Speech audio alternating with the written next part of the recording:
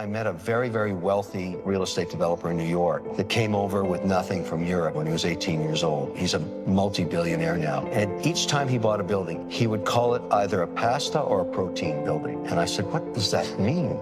He said, well, I start with my first building and I would take a lot of debt down and I would only eat pasta until I paid off all the debt. Once they paid off that building and now all the cash flow was coming out of the building with no debt on it, he'd start to eat steak. That became a protein building. And his whole life was always making sure that he had enough buildings with no debt on it to sustain the downturns. So he'd always have a couple of protein buildings spinning cash. When the correction hit, he'd use that cash flow to buy new buildings.